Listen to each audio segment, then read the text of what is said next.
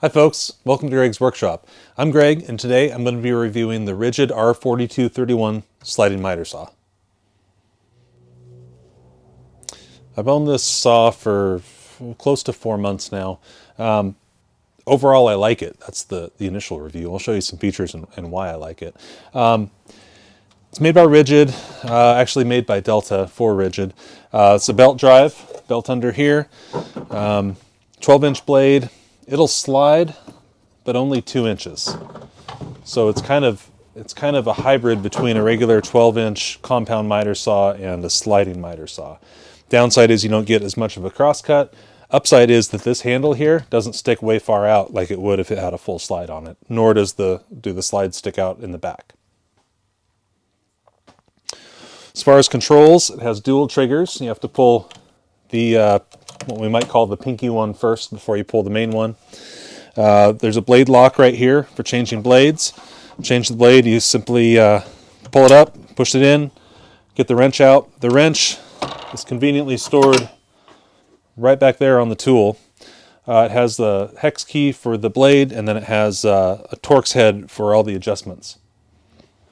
Over on this side, you can see it has the travel lock to lock it down.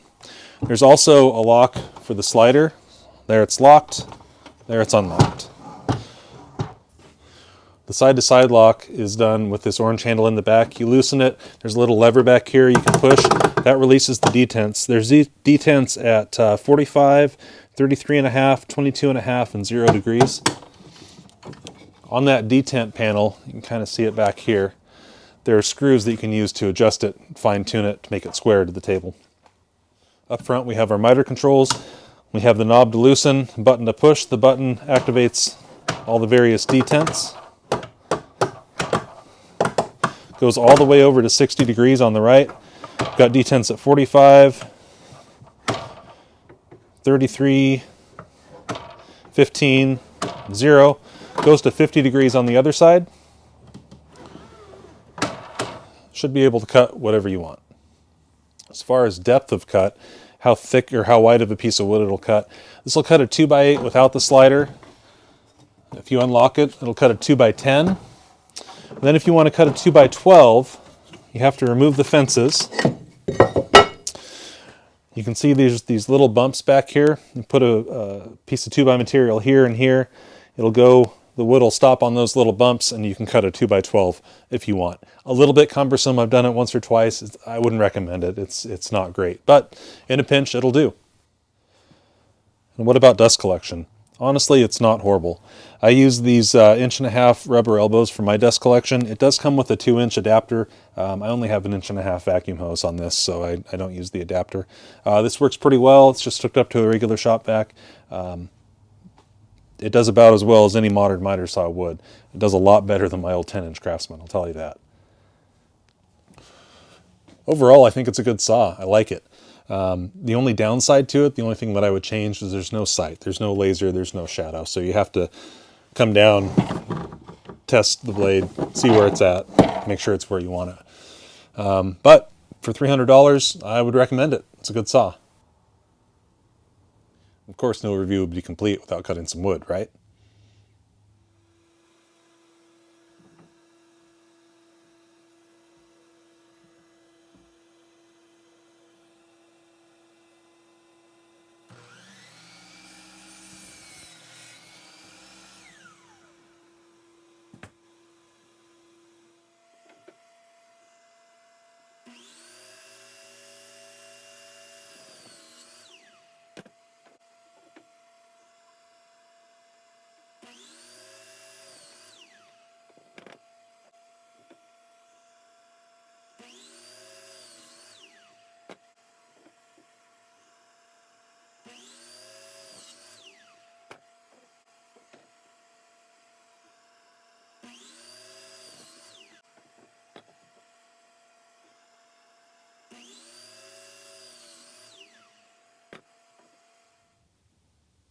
And here's the result of that dust collection. I just cut 7 2x3s for a project I'm working on. This is the sawdust that came out that didn't get sucked up by the vacuum. Again, probably be better if I built a big a big cage around it, like a lot of other folks do, but I just don't see a reason. Last but not least, dimensions. Will this fit in your space? The height of the table is 3.5 inches. The depth from the back of the cord to the front of the handle is 28.5 inches. If you swing it all the way over here, that depth becomes closer to about 18 inches. Overall width of the base is 25.75 inches. The wings will slide out or slide in. There's no extensions as far as the base goes for long cuts. You'll have to get a stand for that.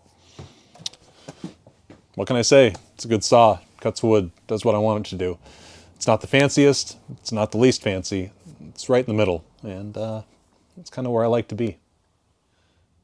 Folks, if you enjoyed that video, go ahead and give it a thumbs up, subscribe to the channel, ring the bell to get notified of new videos every Saturday morning, leave a comment, and I'll see you next week for episode 1 of the Shed Build on Greg's Workshop.